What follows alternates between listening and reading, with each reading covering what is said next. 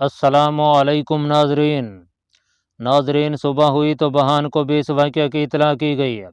ये इस मुसीबत उज़्मा और अपने लश्कर के वाक़या हैला को सुनकर समझ गया कि मेरी मौत अब करीब आ गई है और अरब ज़रूर फतह पाएंगे।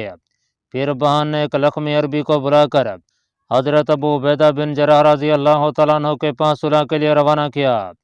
तो हज़रत खालिद बिन वलीद ने फरमाया, अय्युहल अमीर, ऐसा ना कीजिए वरना कौम के लिए बेहतरी की सूरत नज़र नहीं आएगी। तो हज़रत अबू उबैदा ने यह सुनकर लख्मी से कह दिया कि तू बहान के पास जाकर कह दे कि हमें चूँकि जल्दी है इसलिए लड़ाई में तख़ीर नहीं कर सकते। एलची ये सुनकर बहान के पास आया और उसे जवाब से मतला कर दिया।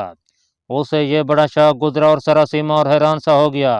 कहने लगा कि मुझे अरबों से ये उम्मीद नहीं थी कि वह मेरी सुलह की दरख्वास्त को इस तरह ठुकरा देंगे। सलीब की कसम, मेरे सिवा अब इनके मुकाबला पर कोई नहीं निकल सकता। यह कहकर उसने रोमियों और अरकान सल्तनत वालियान मुल्क और उन लोगों को जिन पर उसे सख्ती और शिद्दत के वक्त पूरा भरोसा था आवाज़ दी और तैयारी जंग के लिए उन्हें हुक्म दे दिया। बहान के हुक्म के साथ ही उसका लश्कर तैयार हो गया। उसने सलीब आगे आगे की और ये लश्कर का पेश शुरू होकर मुसलमानों की तरफ चल पड़ा। मुसलमान भी लड़ाई के लिए तैयार होकर खड़े हो गए। जिस वक्त हज़रत अबू उबैदा बिन जर्राह रज़ी अल्लाह तआला अन्हु मुसलमानों को नमाज फजर पढ़ा चुके तो आपने उन्हें बहुत जल्दी तैयार हो जाने का हुक्म दिया और ये तैयार होकर अपनी अपनी मुकर्रर जगहों पर जाकर खड़े हो गए। हज़रत अबू उबैदा बिन जर्राह और हज़रत खालिद बिन वलीद रज़ी अल्लाह तआला अन्हुम ने असहाब रयात की साहबंदी की और उस लश्कर में जो लश्कर ज़ुहफ के नाम से मशहूर था खड़े हो गए। मुसलमानों ने इस बात का यकीन कर लिया कि अब हम इंशाअल्लाहुल अज़ीज़ फतह पाने वाले हैं। आफताब जब अपनी तेज़ तेज़ किरणों के साथ दुनिया की तरफ बढ़ा तो जरजीर जो रोमियों के वालियान मुल्क में से था मैदान की तरफ निकला और कहने लगा कि मेरे मुकाबला में अरबों के सरदार के सिवा और कोई शख्स ना निकले। हज़रत अबू उबैदा बिन जर्राह रज़ी अल्लाह तआला अन्हु ने यह सुना तो फ़ौरन तैयार हो गए और अपना निशान हज़रत खालिद बिन वलीद रज़ी अल्लाह तआला अन्हु के सपुर्द करके फरमाने लगे, अबू सुलेमान, इसके मुस्तहिक तुम ही हो। अगर मैं उस सरदार की लड़ाई से वापस आ गया तो इसे वापस ले लूँगा। अगर उसने मुझे शहीद कर दिया तो जब तक हज़रत उमर रज़ी अल्लाह तआला अन्हु अपनी राय मुबारक से किसी को तजवीज़ ना फरमाए उस वक्त तक इसे तुम अपने पास रखना। हज़रत खालिद बिन वलीद रज़ी अल्लाह तआला अन्हु ने फरमाया, आप ठहरें, इसके मुकाबला में मैं जाना चाहता हूँ। आपने फरमाया, नहीं, वो मुझे बुलाता है और मैं ही उसके मुकाबले में जाऊँगा। अजर और सवाब में अलबत्ता तुम मेरे शरीक हो। ये कहकर आप मैदान करज़ार की तरफ चल दिए, लेकिन मुसलमानों को आपका जाना नागवार गुजरा और हर एक ने बढ़ बढ़ के आपको रोकना चाहा, मगर आपने जब ज़्यादा इसरार किया तो मुसलमानों ने आपको छोड़ दिया। आप रज़ी अल्लाह तआला अन्हु जरजीर के करीब पहुँच गए। जरजीर ने जब आपको देखा तो कहा कि क्या आप ही इस लश्कर के सरदार हैं? आपने फरमाया, हाँ मैं ही हूँ। मैंने मैदान करज़ार में तेरे बुलाने को मंजूर कर लिया है। अब तू है और अरसा मैदान है। तुम्हारी हजीमत में अब कुछ कसर बाकी नहीं रही। मैं पहले तुझे कत्ल करूँगा और तेरे बाद बहन को। उसने कहा कि सलीब की उम्मत तुम पर गालिब आ जाएगी और ये कहकर हमला कर दिया। आपने भी हमला का जवाब दिया। दोनों हरीफों में जंग होने लगी। हज़रत खालिद बिन वलीद रज़ी अल्लाह तआला अन्हु नीज़ तमाम मुसलमान आपकी तरफ देख रहे थे और बारी ताला से आपके लिए फतह और नुसरत की दुआएं मांग रहे थे। कहते हैं कि जरजीर अपने हरीफ से पूछ दे के लश्कर की तरफ भागा और मुशरिकों के लश्कर के मेमना की तरफ रुख किया। हज़रत अबू उबैदा बिन जर्राह ने उसका ताक़ुब किया। जरजीर बिजली की तरफ फिर पीछे को लौटा और दोनों हरीफों की तलवारें एक साथ पड़ी। हज़रत अबू उबैदा बिन जर्राह की ज़रब ने सबकत की और आपकी तलवार उसके शाने पर पड़कर दूसरे शाने को चीरती हुई निकल गई।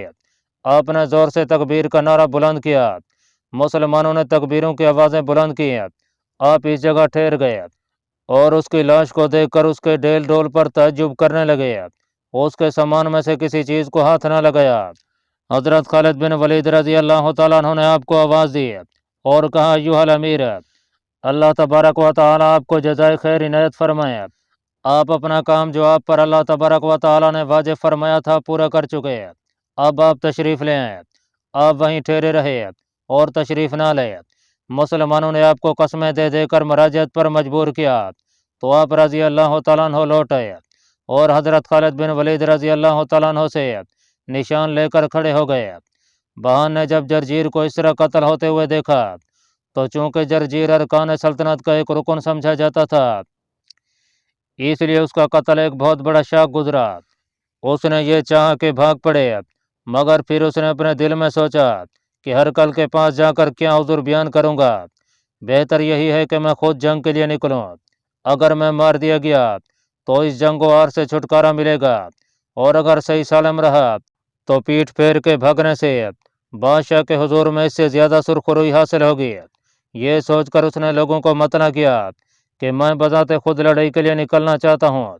यह सामान जंग से मुज़य्यन हुआ, पुरतकल्लुफ़ लिबास पहना, सोने के एक मुजस्मा की तरह चमकता हुआ बाहर निकला और सरदारों, रहबानों और पादरियों को जमा करके कहने लगा, हरकल बादशाह इस मामले में तुमसे ज़्यादा जानता था और इसी वास्ते उसने इन मुसलमानों से सुलह का इरादा किया था, मगर तुमने उसकी मुखालफत की। याद रखो, अब मैं खुद इनके मुकाबला में जाता हूँ। यह सुनकर सल्तनत के सरदारों में से एक सरदार है जो अपने दीन और मजहब का निहायत मुतबे, अहकाम इंजील का फर्मा बरदार और रहबान की ताज़ीम और तकरीम का दलदादा था, और साथ ही जरजीर का नस्ब व हसब में कराबतदार था, आगे बढ़ा। जरजील के कत्ल से उसे चूंकि सदमा हुआ था, इसलिए ये बहान से कहने लगा, सलीब की कसम, मुसलमानों से लड़ने के लिए मैं निकलूंगा और मैं जरजीर का उनसे बदला लूंगा, या खुद कत्ल हो जाऊंगा या उसके कातलों को तलवार के घाट उतार दूंगा। मुझ पर जिहाद फ़र्ज हो गया है। मैं मसीह के उस फ़र्ज को जो मुझ पर ऐद हो गया है ज़रूर पूरा करूंगा, और अब मुझे सिवाय मुबादरत के और कोई काम नहीं है। बहान ने उसे उसकी राय पर छोड़ा और यह जंग के लिए बिल्कुल तैयार हो गया। इसका नाम जरजीस था। इसने ज़रा पहनी, ज़रा पर लोहे का लिबास चढ़ाया, तलवार हमैल की। राहिबों ने उसकी फतह की दुआएं मांगी। कनीसों में जो बखूर मुस्तमिल होते हैं उनकी उसे धुनी दी। अमूदिया का राहिब उसके पास आया और उसकी गर्दन में जो सलीब लटक रही थी उसे देकर कहने लगा, ये सलीब मसीह अलैहिस्सलाम के ज़माना की है, जो रहबानों की विरासत में यक्के बाद दीगरे चली आती है और वो उसे हमेशा चूमते रहते हैं। ये ले, ये जंग में तेरी मदद करेगी। जरजीस उसे लेके मैदान जंग की तरफ चला और निहायत फसी अरबी में अपने मुकाबले को बुलाने लगा, हत्ता कि लोगों को उसकी फसाहत से यह गुमान हो गया कि यह नसरानी अरब है। हज़रत ज़रार बिन अज़वा रज़ी अल्लाह तआला अन्हु शोला नार की तरह उसकी तरफ चले, और जिस वक्त उसके करीब हो गए तो उसका डेल डोल कदो कामत और सामान जंग देख के अपने निकलने पर नादम हुए। फिर दिल में कहने लगे, अगर इसकी मौत आ गई है तो ये लोहे वगैरह का सामान इसे इसकी मौत से कभी नहीं रोक सकता। इसके बाद आप पीछे लौटे। मुसलमानों ने गुमान किया कि ये डर के भाग गए हैं, हत्ता कि एक कहने वाले ने यहाँ तक कह दिया, ज़रार इस रूमी से शिकस्त खाकर भाग गए हैं, हालांकि हमने इससे पहले कभी इनको इस तरह भागता नहीं देखा। हज़रत ज़रार ने किसी आदमी से कलाम नहीं किया और सीधे अपने खेमे में पहुँचे, कपड़े उतारे और मेज शलवार बदन पर रखी, कमान संभाली, तलवार हिमैल की, ढाल हाथ में ली और मैदान की तरफ चले। यहाँ पहुँचे तो हज़रत मालिक नक़ी रज़ी अल्लाह तआला अन्हु को देखा कि आपने उस सरदार की तरफ सबकत फरमाई है। हज़रत मालिक नक़ी रज़ी अल्लाह तआला अन्हु बहुत ज़्यादा दराज कामा शख्स है, हत्ता कि जिस वक्त आप घोड़े पर सवार हुआ करते थे तो आपके दोनों पैर ज़मीन पर लगे रहते थे और घसीटते हुए चला करते थे। हज़रत ज़रार बिन अज़वा रज़ी अल्लाह तआला अन्हु ने उन्हें देखा कि आप जरजीस को इन अल्फाज में मुखातिब हुए उसकी तरफ बढ़े चले जा रहे हैं, खुदा के दुश्मन, सलीब के बंदे मोहम्मद सल्लल्लाहु अलैहि वसल्लम के मदद करने वाले नेक इंसान की तरफ बढ़े और आ गया। रोमी के दिल में आपका खौफ छा गया था, इसलिए उसने कुछ जवाब ना दिया। आप उसके गिर्द घूमने लगे, चाहा कि नेज़ा मारे, मगर चूंकि उसके बदन पर लोहा ही लोहा था, इसलिए ज़रब के वास्ते कोई जगह समझ न आई। आखिर आपने उसके घोड़े को ज़ोर से नेज़ा मारा। घोड़ा नेज़े की हरारत की वजह से तड़पा और हाथ पैर फेंकने लगा। हज़रत मालिक नक़ी रज़ी अल्लाह तआला अन्हु ने चाहा कि खींच के नेज़ा निकालूं, मगर वो उसकी पसलियों में बिल्कुल पेवस्त हो चुका था, इसलिए ना निकल सका और वहीं टूट गया। घोड़ा ज़मीन पर गिरा। जरजीस उसकी पुश्त पर था और जैन के साथ जंजीरों में मरबूत हो रहा था, इसलिए घोड़े की पीठ से हरकत भी न कर सका। मुसलमानों ने हज़रत ज़रार बिन अज़वा रज़ी अल्लाह तआला अन्हु की तरफ देखा कि आप वहाँ पहुँचे। तलवार की एक ज़रब से जरजीश के सर के 2 टुकड़े कर दिए और उसका तमाम असबाब उतार कर अपने कब्ज़ा में कर लिया। हज़रत मालिक नक़ी रज़ी अल्लाह तआला अन्हु उनके पास है और कहा, ज़रार, ये क्या तुम मेरे शिकार में शरीक हो गए हो?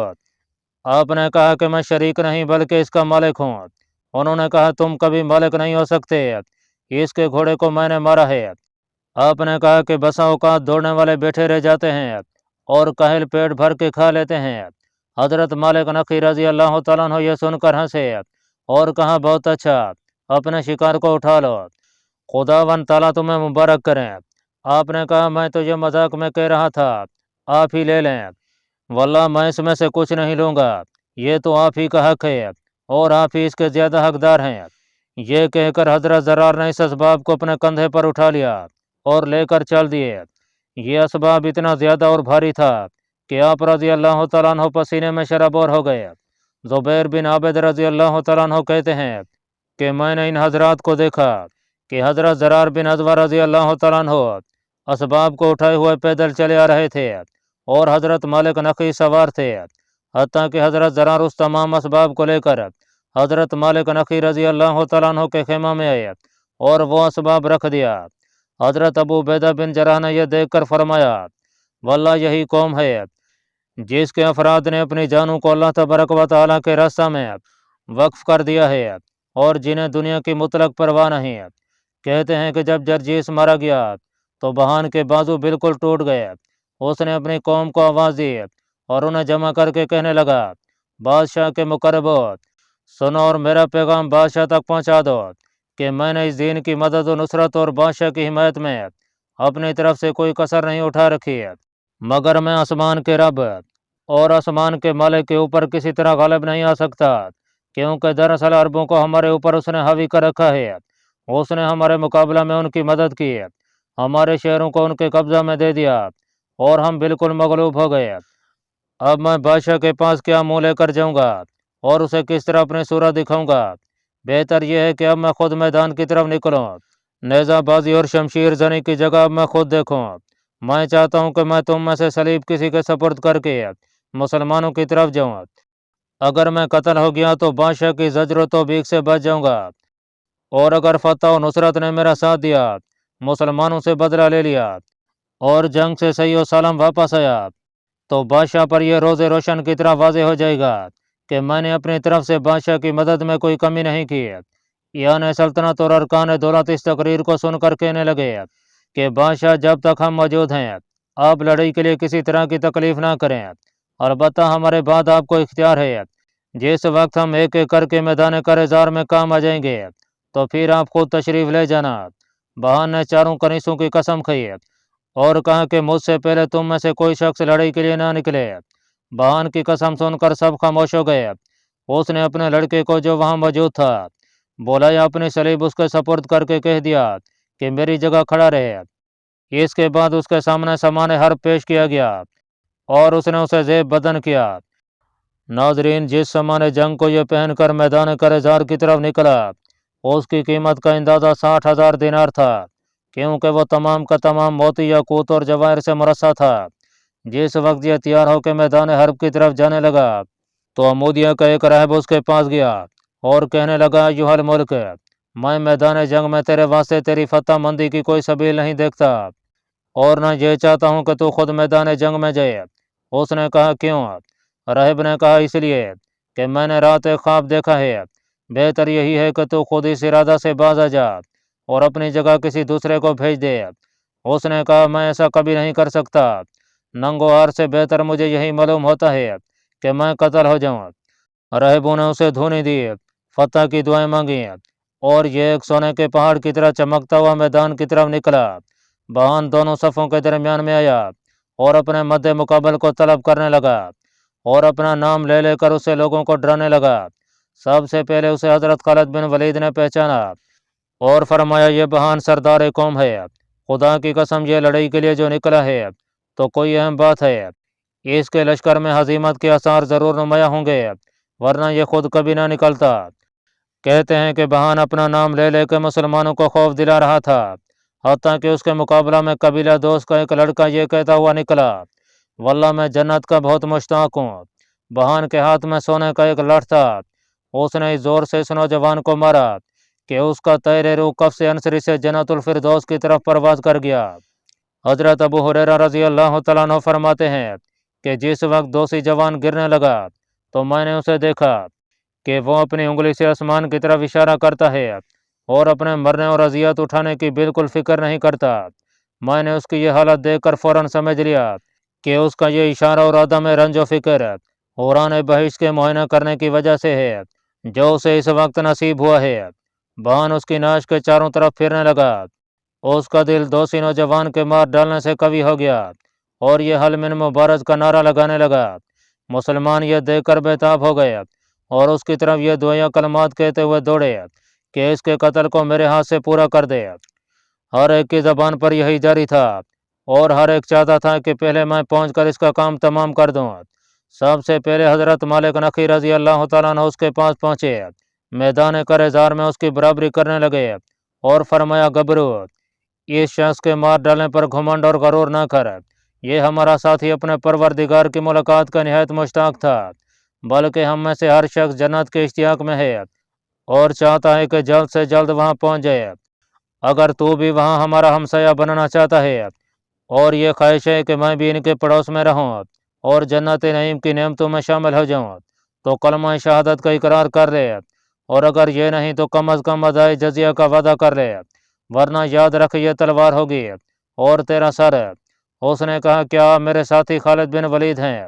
آپ نے فرمایا، نہیں، بلکہ میں مالک نخی رضی اللہ تعالیٰ عنہ رسول اللہ صلی اللہ علیہ وسلم کا صحابی ہوں۔ بہان نے کہا، تو میں تم سے ضرور لڑوں گا۔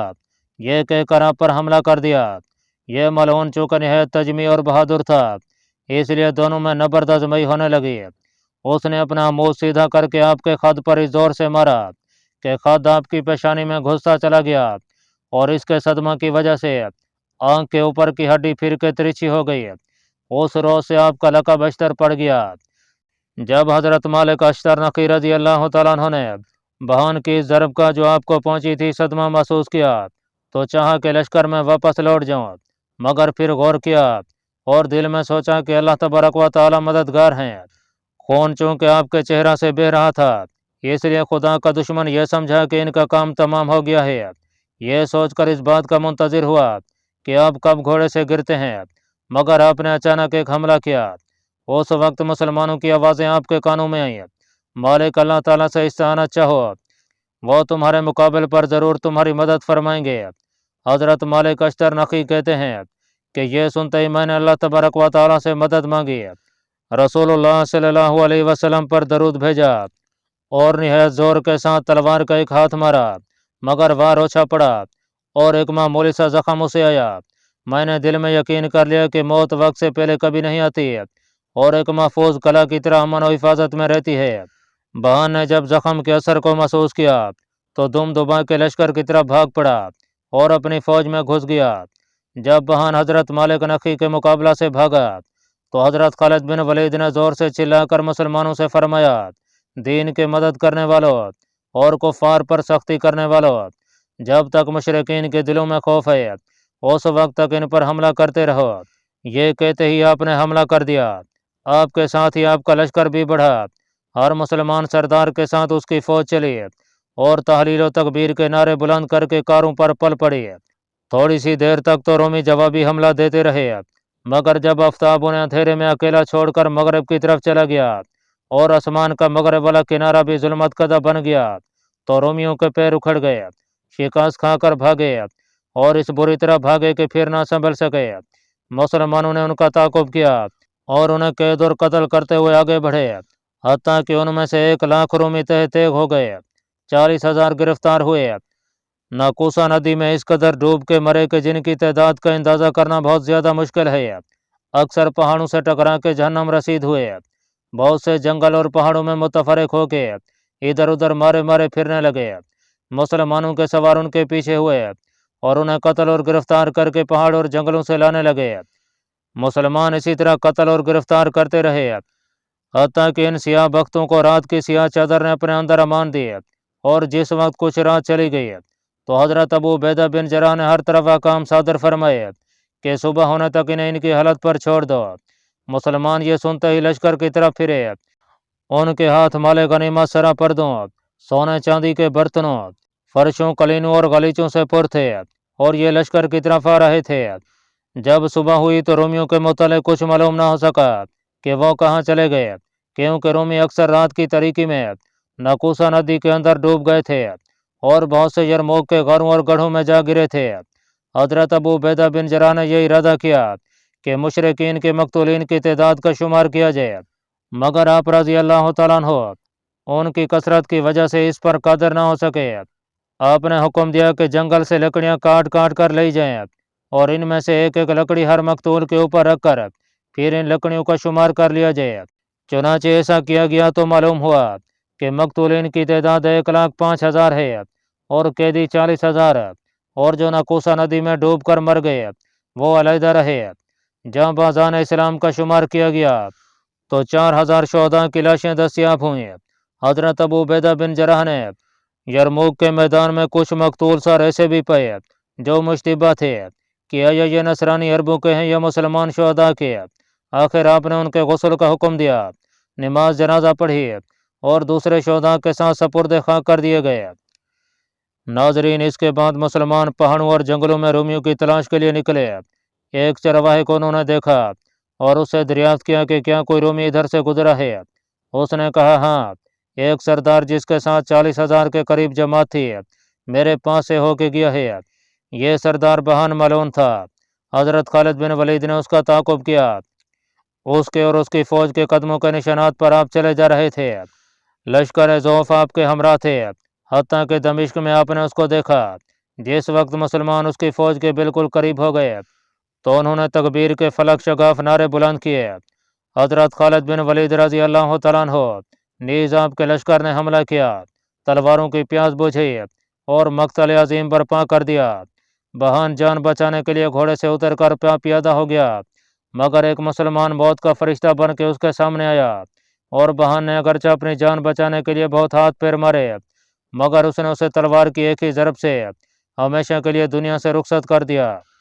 ناظرین، یرموک کے میدان میں جب اللہ تبارک و تعالیٰ نے رومیوں کا شیرازہ پراگندہ کر دیا، انہیں ہزیمت دے دی، اور جو کچھ ازل میں مقدر ہو چکا تھا وہ ہو بہو پورا ہو گیا، تو خلیفۃ المسلمین امیر المومنین حضرت عمر بن خطاب رضی اللہ تعالیٰ عنہ نے شب ہزیمت روم میں یہ خواب دیکھا کہ گویا حضرت آقا دو جہاں جناب محمد الرسول اللہ صلی اللہ علیہ وسلم اپنے روضہ اقدس میں تشریف فرما ہیں۔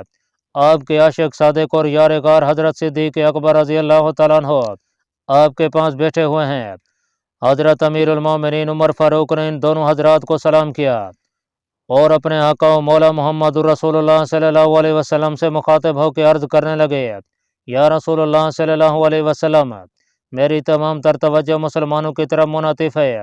میں نہیں جانتا کہ اللہ تبارک و تعالیٰ نے مسلمانوں کے ساتھ ان کے دشمنوں کے مقابلہ میں کیا کیا۔ میں نے سنا ہے کہ رومیوں کی تعداد 8,60,000 ہے۔ رسول اللہ صلی اللہ علیہ وسلم نے جواب میں ارشاد فرمایا، عمر خوش رہو، تمہیں بشارت ہو کہ اللہ عز و جل نے مسلمانوں کو فتح بخشی اور ان کے دشمنوں کو ہزیمت دی، ان میں سے اتنے مارے گئے۔ اس کے بعد حضرت سرور کون و مکان نے یہ آیت تلاوت فرمائی جس کا ترجمہ ہے، ہم نے ان لوگوں کے واسطے جو زمین میں نہ برائی چاہتے اور نہ فتنہ فساد ہے اس دوسرے گھر کو مقرر کیا ہے، اور بہترین انجام متقیوں کے لیے ہے۔ کہتے ہیں کہ جب صبح ہوئی تو تمام مسلمان سجدہ ریز ہونے کے لیے مسجد میں آئے۔ حضرت عمر فاروق نے انہیں نماز پڑھی اور انہیں اپنے خواب سے مطلع فرمایا۔ مسلمانوں نے اس سے بشارت حاصل کی اور بہت خوش ہوئے۔ جب حضرت حذیفہ بن یمان رضی اللہ تعالیٰ عنہ نیز 10 مہاجرین و انصار رضوان اللہ تعالیٰ علیہم اجمعین فتح شام کی خوشخبری لے کر مدینہ طیبہ میں آئے تو اس کا مضمون رسول اللہ صلی اللہ علیہ وسلم کے ارشاد کے بالکل مطابق تھا۔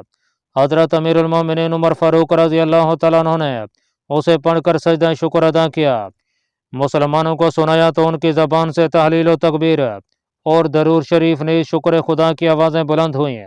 اللہ پاک کمی بیشی معاف فرمائے۔ اللہ آپ کا حامی و ناصر ہو، آمین۔